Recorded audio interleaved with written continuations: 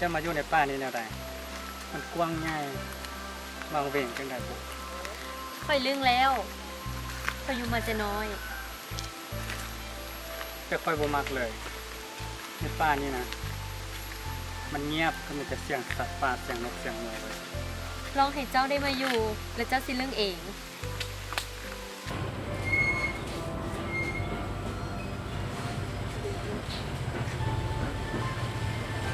ลองซีมเบอร์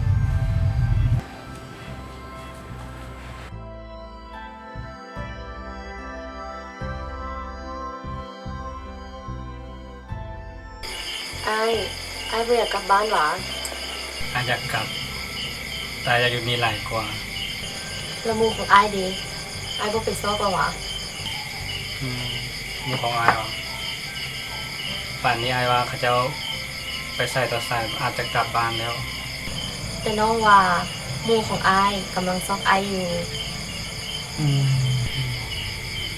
กระสร้างเขาเถอะอายว่าอาจจะอยู่นี่อาจจะอยู่ได้ละอาจจะอยู่กับน้องอายขออยู่นี่ได้บ่ ไอ้การที่ผู้หญิงและผู้ชายอยู่ร่วมกัน มันผิดฮีตของประเพณีมันบ่ไวเกินไปหวะถ้าไอ้อยากอยู่กับน้องแท้ให้ไอ้เฮ็ดตามฮีตของประเพณี เอาจากศีรษะพามองอายพร้อมแล้วเดี๋ยวอายจะไปขอน้องนำยาแม่อายจะเฮ็ดตามนิดของประเพณีทุกอย่าง ที่สำคัญไอ้อยามูสาอย่างขาด นายพามองสัญญา ดีแล้วไอ้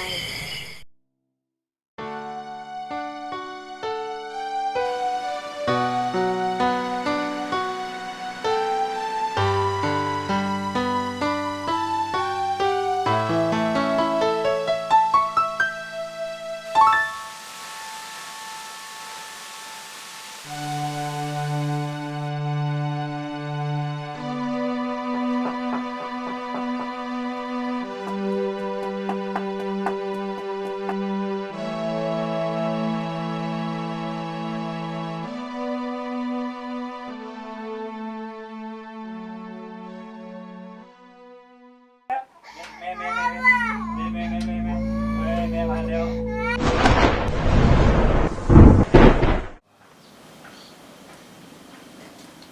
ไอ้น้องมีอย่างสิบอก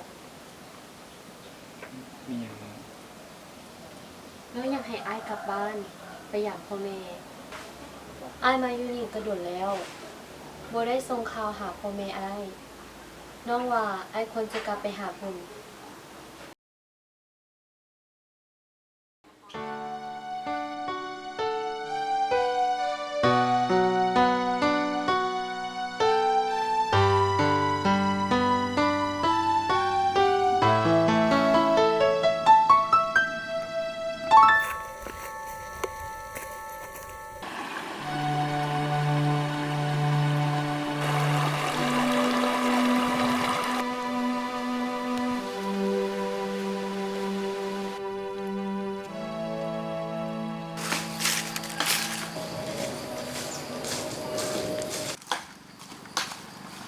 พ่อ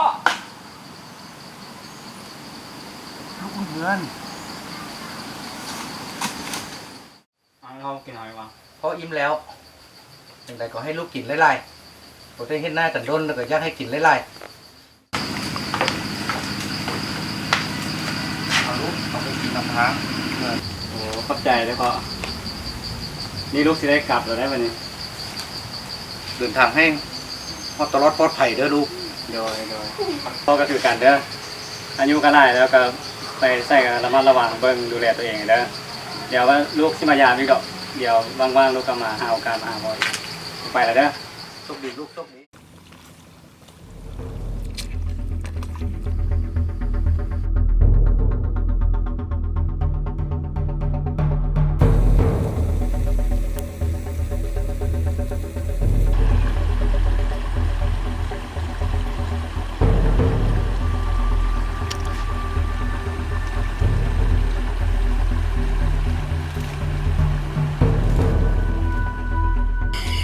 อาจจะเฮ็ดตามนิดของประเพ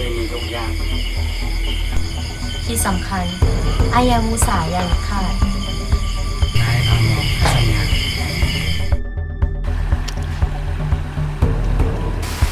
ป้ามอง